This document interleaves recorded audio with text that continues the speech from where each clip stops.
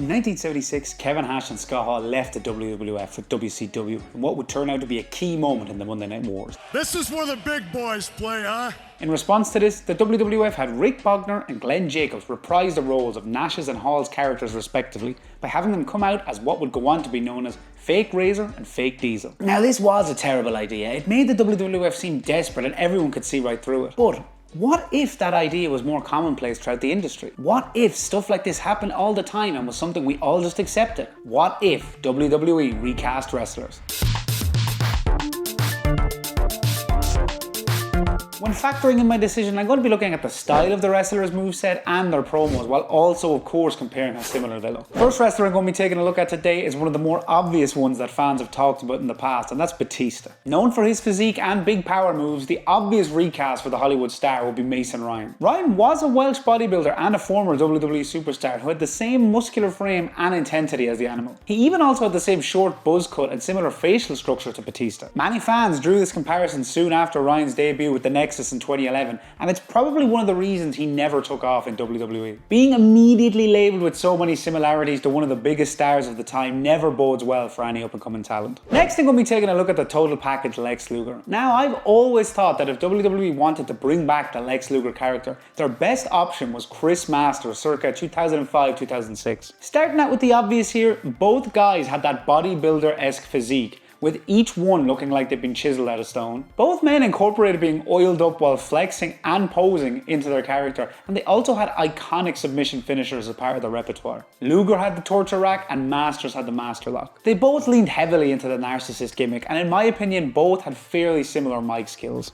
Look at me! I'm a total package! I will rip him apart! I'm pissed now! Now, for the next wrestler I'm going to need you to bear with me and respect the vision I'm going for. I feel like you could recast Damian Priest as the Shield era, Big Dog era Roman Reigns. You are made of stupid. This might sound stupid, but let's look at this for a second. Back then, Reigns was a lot more lean, which lines up with Priest's physique today, and both have long black hair, which could be very similar if it was wet and slicked back. Both have dark beards and striking eyes, especially back when Roman wore the contact lenses. And I also feel like the gear Priest wears kind of looks like the old Shield gear that Reigns used to wear, but I know that's a bit of a stretch. I also think their styles are fairly similar too. They're somewhere between a striker and a powerhouse. I feel like both men have a similar demeanour too, very cool, calm, collected. The only thing that is a bit off here would be the height difference between the two, but if this were the case, let's just say Roman went through a late life growth spurt. Next, I'm going to be looking at The Miz, a loudmouth, cocky, brash wrestler who is full of themselves. Who does that remind you of? Well, it reminds me of Grayson Waller. Both guys do have a similar build, even though Waller is a bit bigger. They both make a lot of appearances in designer jackets with expensive looking shades and perfectly styled hair. A lot of times these guys go through long periods without even wrestling on TV, only to be broken up by them hosting their own talk show.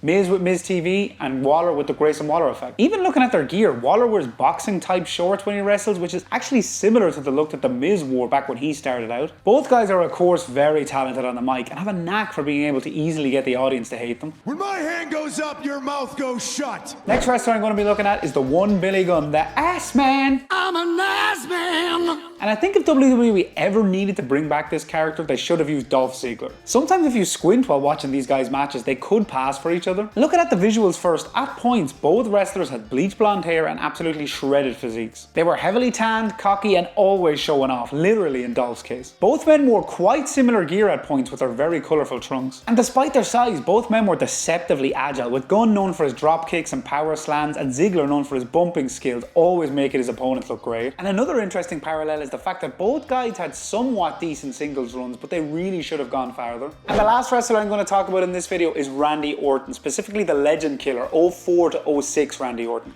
And in my opinion, Austin Theory could have played this role pretty well. They do have a close resemblance, a sharp jawline with a chiseled body, and they both walk to the ring with a confident, calculated walk. Both guys have short crew cut hairstyles with beady little eyes that always look like they're 2 steps ahead of everyone. They came into the company at a young age and both were labelled with the pressure of being the future of the company right from the get-go. Orton had evolution, Theory had the way. Both guys weren't really rebels in any way, they were basically handpicked to be stars by the company. In ring, both guys keep it pretty simple with basic basic trunks for their gear, and in terms of moveset, they prefer to be smooth and methodical, not overly flashy, but crisp. I understand that Theory has fallen off a bit in recent years, but look, let's hope it can be turned around and he can have a career as close to Randy Orton as possible. What do you think? Do you think I was fairly bang on with my recast, or do I not have a clue about wrestling? Roast me down in the comments. Yeah, that's what I've been waiting for. Look, let's face it, this would be a terrible idea if WWE ever tried to get away with this. Even if they did it in a way where they weren't trying to trick us, it just feels like it wouldn't work. Wrestling isn't an industry where recasting works.